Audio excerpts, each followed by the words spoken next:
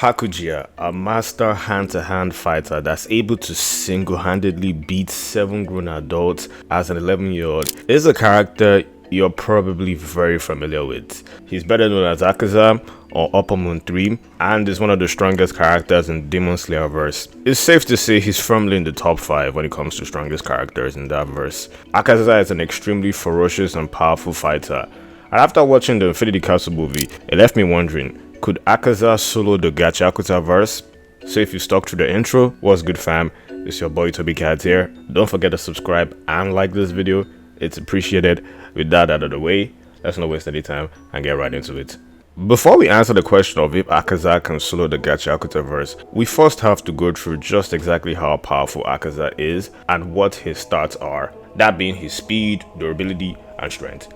Starting off with the strength, even before Akaza was turned into a demon by Muzan, he was already an extremely skilled martial artist, and a very frightening one if we're being honest. I mean, this was someone that was able to brutally murder 67 people. He was able to crush skulls and beat them to the point that the corpses were mangled so badly that they were unrecognizable. Just this feat alone puts him at least small building level when it comes to AP. So essentially, we have a baseline for what Akaza's strength can be at the worst case scenario. Because he obviously became much more stronger as a demon, we can get a good indicator of how strong Akaza is strength wise by looking at some of the feats of the other upper moons.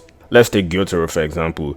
His flying slashes were able to casually destroy buildings in the entertainment district, and his final explosion after he was beheaded was able to destroy a sizable portion of the district, a feat that has been calculated to be about town level in strength. Even Karaku, one of the manifestations of Upper Moon 4, could easily destroy buildings and create craters with the swing of his fan.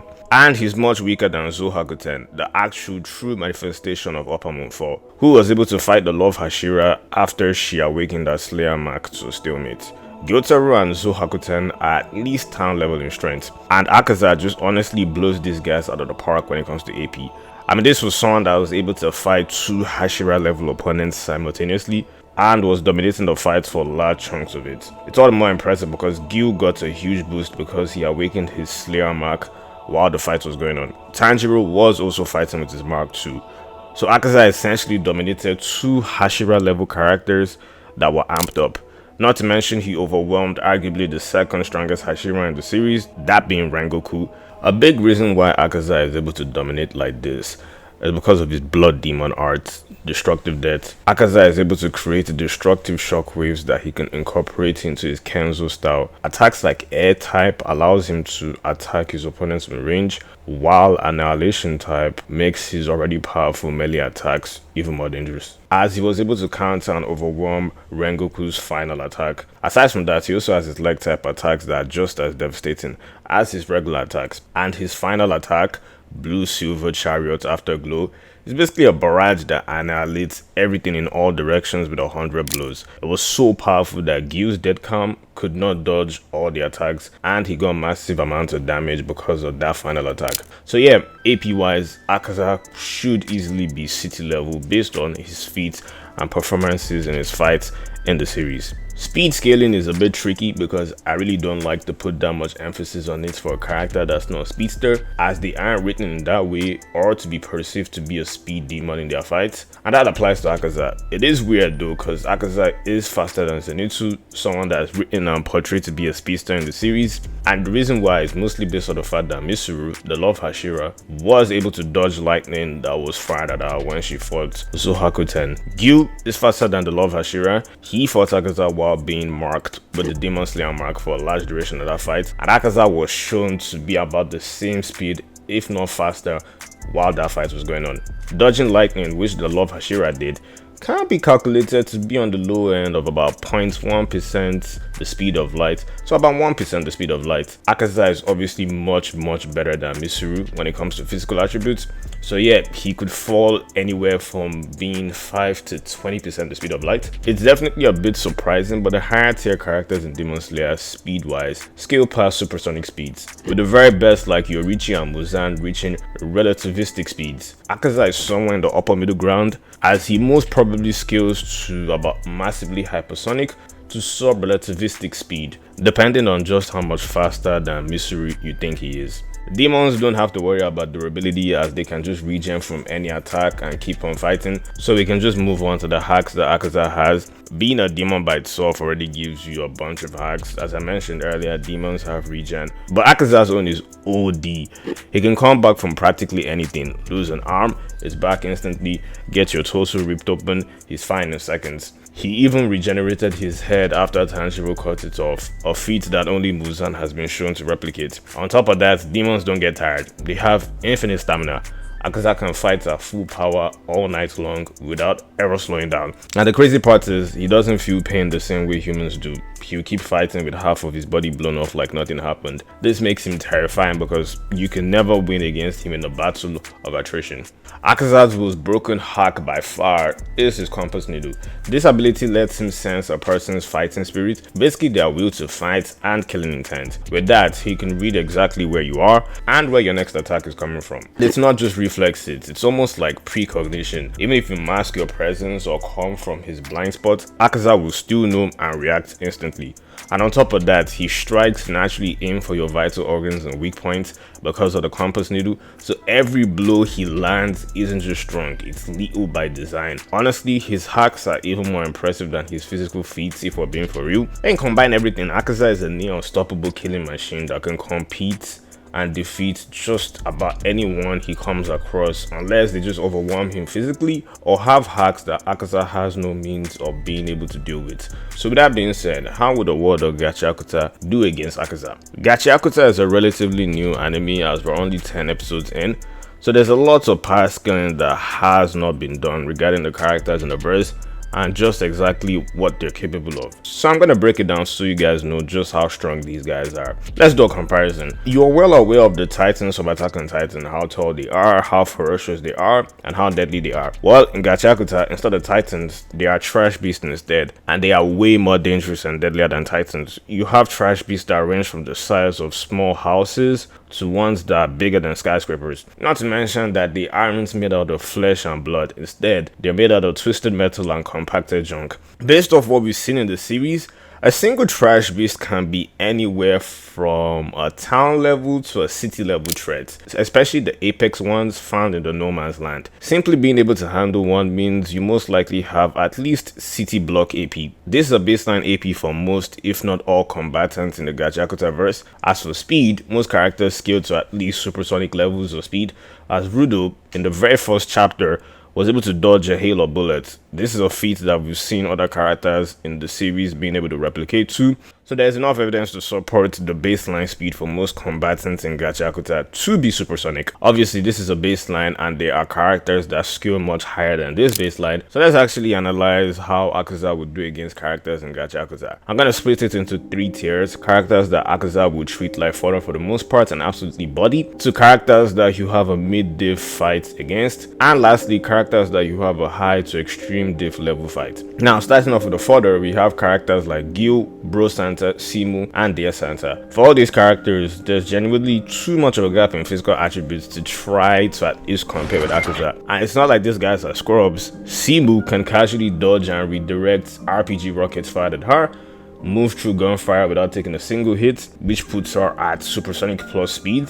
On top of that, she tanked the aftermath of the RPG explosion without even flinching, meaning her durability is at least large building level, probably pushing into city block level if we scale correctly. These are great feats, and she will even see Akaza coming because of her eye's vital instruments, as she has access to foresight, which allows her to see brief glimpses into the future. But Akaza is just much stronger and faster than her.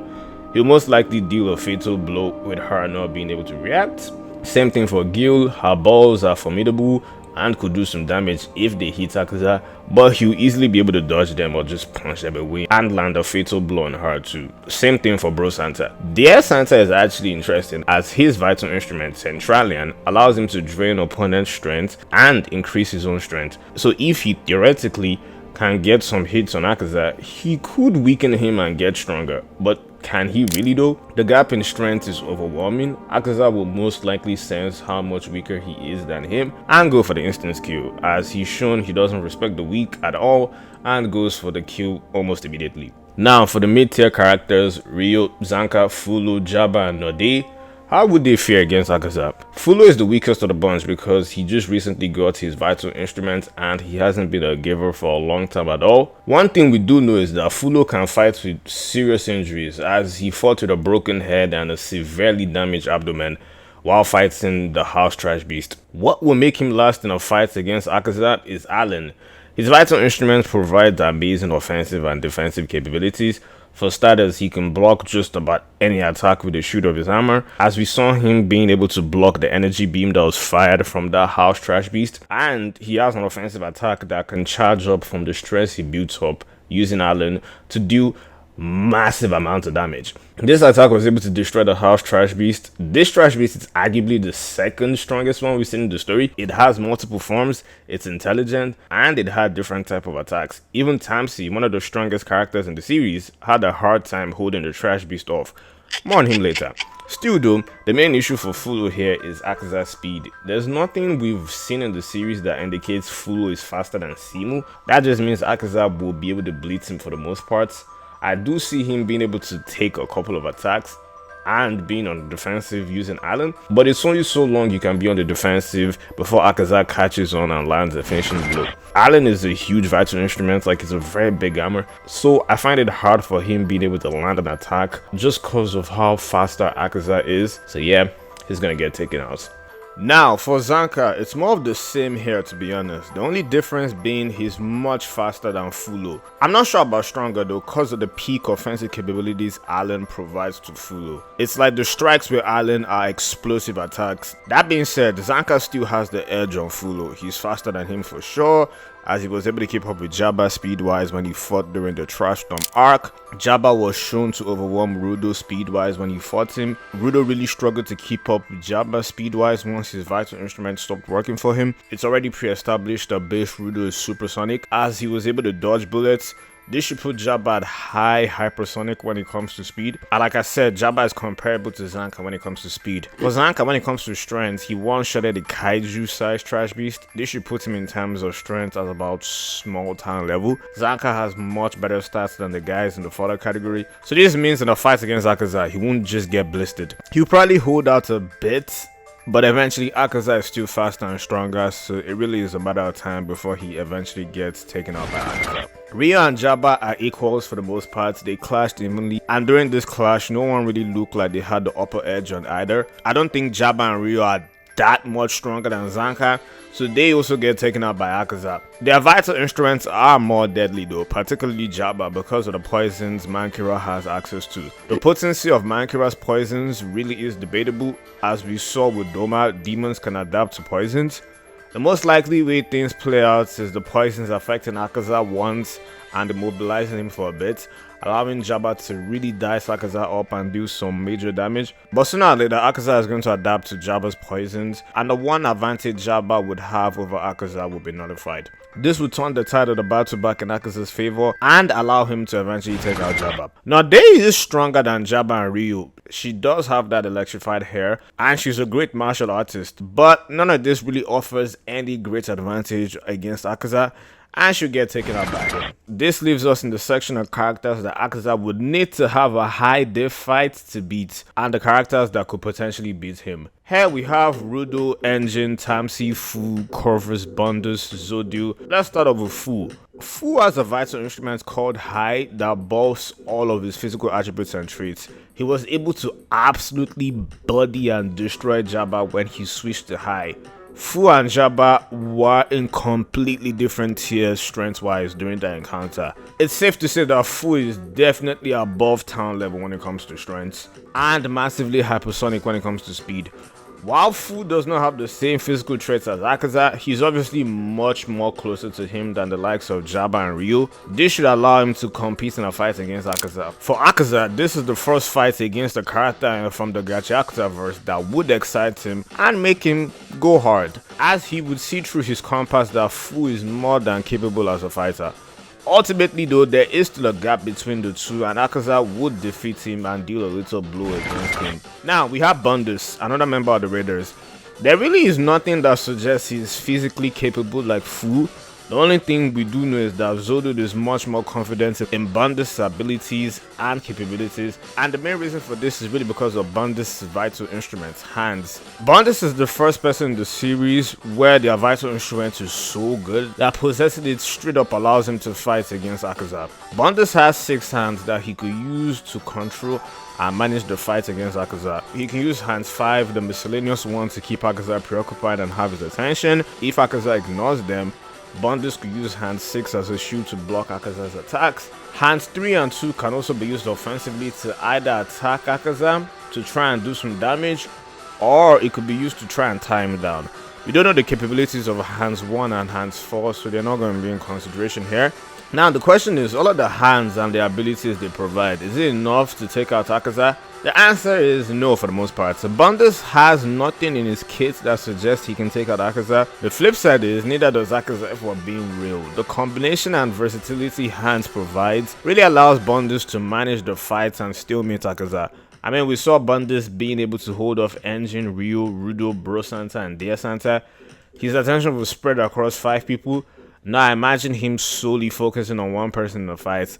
Yeah, I don't think there's really anything Akaza has in his kit to overwhelm Bandus. Maybe he could use his final form, Blue Silver Chaotic Afterglow attack, to try and destroy Bandus' arms. But we've seen this before. Even if you destroy Bandus' hands, they'll just reassemble like nothing ever happened. Ultimately though, if it is a stalemate, I give the edge to Akaza. Mostly because demons have unlimited stamina and endurance. Bandus will eventually tire out and slow down at one point. His only hope is really stalling till the sun comes out. But if that doesn't happen, it's GG's and Akaza wins. Now, Engine. If you are familiar with the story of Gachakuta, you know there's a deliberate effort from the mangaka to hide Engine's capabilities and just how strong he is.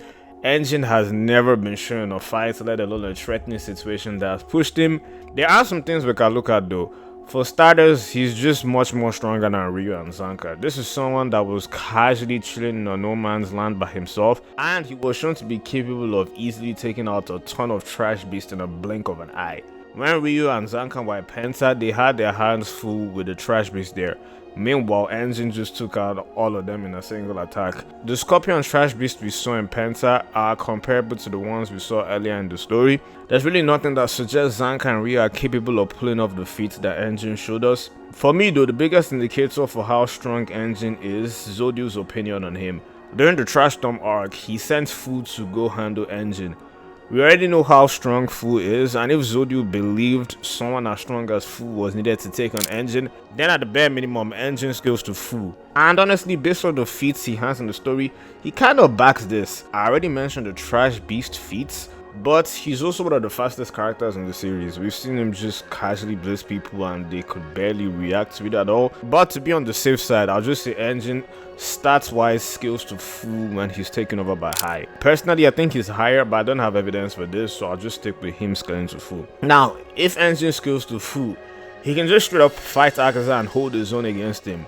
But he has the Unbreaker, one of the best vital instruments in the series. I actually had Unbreaker in the top 10 of vital instruments in the story of Gachakuta when I did my ranking all vital instruments in Gachakuta video. That's actually a pretty good video, y'all should go check that out. Let me explain why I think the Unbreaker is so powerful. Getting slashed by a sword and getting hit by the Unbreaker are two completely different experiences. The Nichiren swords that the Demon Slayers use, you basically get a clean slice and it's one and done. For Akaza, that's honestly nothing. We've seen him regenerate from multiple slashes. That's why even though Rengoku and Gyu are super strong, they still struggled. They could land deep cuts, but those cuts don't really stick or do anything to Akaza.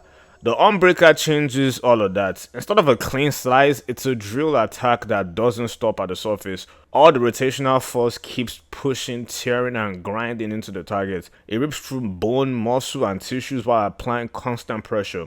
Against Akaza, that means way more internal destruction in a single hit, and a much bigger window where his regeneration can't keep up with the damage. Not to say he won't be able to regenerate, but there's just more damage he has to regenerate from. Another big difference is defense. Rengoku and Gyu are incredible fighters, but at the end of the day, they are relying on pure swordsmanship and reflexes to block Akaza's blows. And we all know Akaza's attacks are relentless. Even if you're a Hashira, all it takes is one slip up and you're done. Engine on the Unbreaker doesn't play defense the same way. The torque from the drill of the Unbreaker actually create resistance against incoming attacks.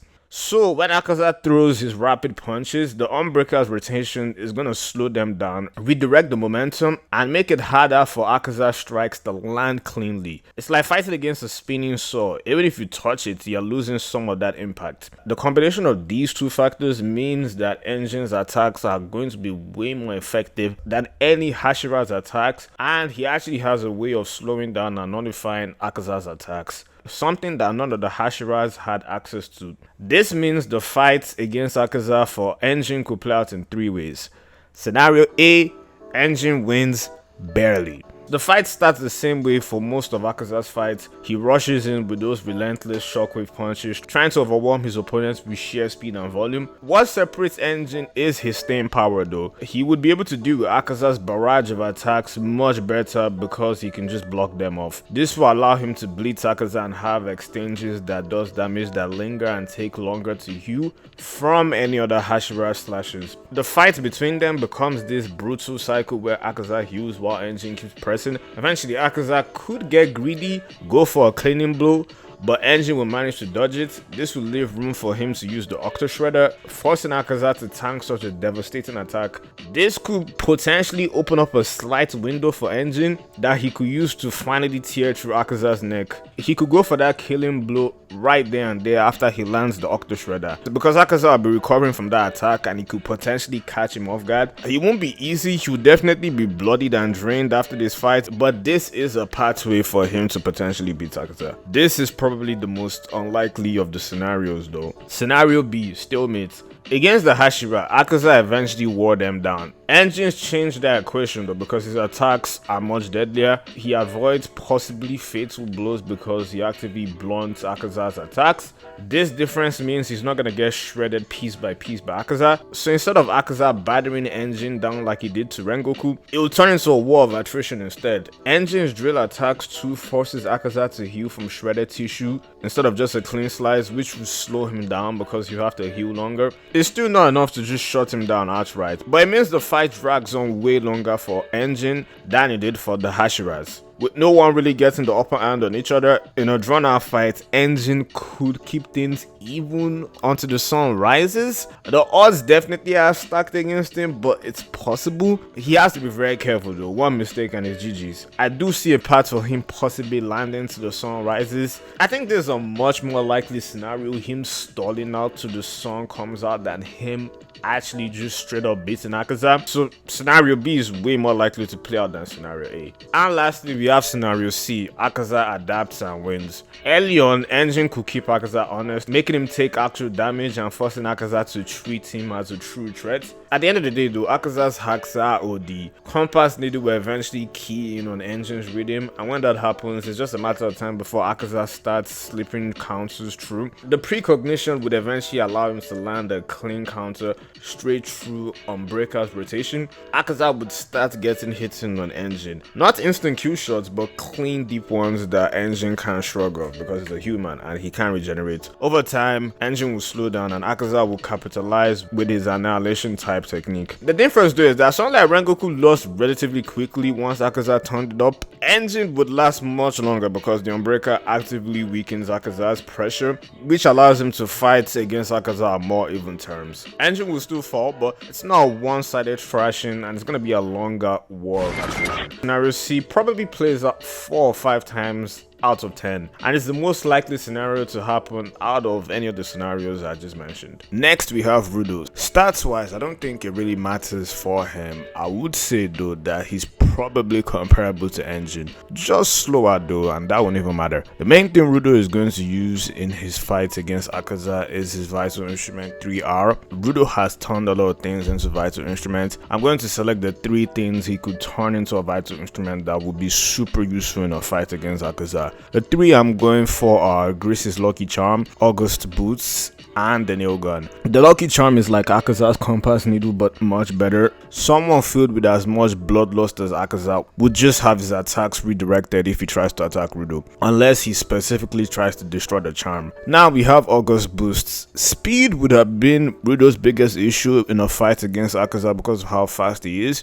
but these boots speed up Rudo's movements and get him to massively hypersonic speeds. This will allow Rudo to close the gap to the point that Akaza can't just overwhelm him with his quickness. And finally, the nail gun will just provide a way for Rudo to attack Akaza. With the combination of all these objects, this should allow Rudo to fight Akaza on a level field. For starters, every time Akaza thinks he's got the upper hand, Grace's charm will just redirect his attack. This will really catch Akaza off guard and allow Rudo to pressure him in a fight with the nail gun, and just in general, land punches and kicks. I mean, Rudo is a brawler too. Plus, in the later arcs, we've seen that Rudo is much more comfortable using multiple vital instruments at once. So him using the nail gun, Grace's charm, and the boots at the same time is no surprise. He has the speed to keep up with Akaza and the safety net of the lucky charm, keeping him safe from Akaza's attacks. So realistically speaking, unless Akaza just straight up goes for the charm and tries to destroy it, the tide of the battle would be against him. So the question is, can Akaza destroy the charm while dealing with Rudo at the same time? The most likely answer is no. While he does have the raw stats to destroy the charm, it's just going to be so hard for him to actually do that while dealing with the constant pressure from Rudo at the same time. Unless he just goes super crazy and tries to destroy the charm, this battle is going to be a stalemate and it's going to turn into a battle of attrition, with Akaza not really being able to do anything against Rudo. If Rudo can manage to hold out till the sun rises, which is probably likely, he wins. This doesn't mean that this fight is going to be easy. It's still going to be tough for Rudo. Now, there's 3 characters in Gachakuta that just straight up beats Akaza in my opinion. Firstly, we have Tamsi. He has a vital instrument called Tokushin that basically allows him to move like Doflamingo. He can create and manipulate rope that he can use freely. That ranges from using it to immobilize his opponents to creating clones that he can control remotely. As a matter of fact, one of Tamsi's strongest attacks was strong enough to fatally wound Rudo, Ryu, and Delmon. And the crazy thing is, he's actually doing all of this while holding back. Anyone caught up with Gachakuta knows that Tamsi is actually the angel, and he has a whole second life on persona he's hiding. He's much more stronger than what being led to believe. As he said, he's basically been holding back the whole entire time we've seen him in the series. And what's noteworthy is the fact that this was much later on in the story, where Rudo is much more comfortable with the 3-hour gloves and damn near mastered how to use them. And even with this Rudo that's much more stronger, Tamsi still said he was holding back this whole entire time. At this point in the story, this is the Rudo I took into consideration in the fights against Akaza because he's just much more competent and better as a fighter. If Tamsi is basically much more stronger than this Rudo, then obviously he could fight against Akaza. Not to mention his string powers are just a pain in the ass to deal with. Anyone that's watched One Piece knows how tough Doflamingo was to deal with, and that's just because of his string powers. That string ability is a really bad matchup for the brawler archetype fighters, and honestly the same thing happens here with Akaza. He's just really gonna struggle to deal with those string abilities for the most part. And unlike Luffy, he doesn't have a power up that could take him to a whole nother level like Gear 4, which Luffy just used to overwhelm Doflamingo and kind of just bypass his string abilities. Honestly, Tamsi could just stall Akaza and bait him till the sun comes out with Tokushin, and there I say he could do it rather comfortably. Last but not least, we have Corvus and Zodio. These two, we really don't know that much about their abilities and how they work. We have some hints for Zodio. Mishra takes different forms that provide different uses for Zodio. One of them was some wings that could let him fly. The other was some tendrils that work like Shigaraki's Rivet Stab quirk. We don't know the full extent and capabilities of Mishra though and how it works. But Zodio was pretty confident that he could kill Rudo. Not to mention he's also being built up as the final villain of the series. He's clearly much more stronger than Rudo right now, which means handling Akaza shouldn't be that much of a challenge to him. Same thing with Corvus, he's the boss of the cleaners. That's pretty self-explanatory. His vital instruments has not been reviewed yet, but I'm pretty sure he could handle Akaza too. If guys like Rudo and Engine could potentially win against Akaza, then yeah, Corvus could beat Akaza. I left out some characters in the series because we haven't seen enough from them, like Delman and the Adawai brothers. Yeah, that's why I didn't mention them in this video. One interesting thing is that Amo could beat Akaza though, because her smells are very effective against people that lost a loved one that he deeply cared about. And as we all know, that's definitely gonna be very effective against Akaza. But the thing is that would Akaza just like straight up kill her? Because Akaza, you know, doesn't respect weaklings at all and it just goes for the kill immediately. If he does, yeah, it's GG's. But if he doesn't, she does have a chance. But yeah, that's how Akaza will fare against the Gachakuta verse. He'll beat majority of the people in the verse, but could potentially lose to guys like Engine and Rudo, and is definitely losing to guys like Timesy, Corvus, and Zodio. So basically, he can be the upper echelon of the verse. What do y'all think though? How do you think Akaza will fare against the Gachakuta verse? But that's all for me. Hope y'all enjoyed this. Love y'all boys. Peace.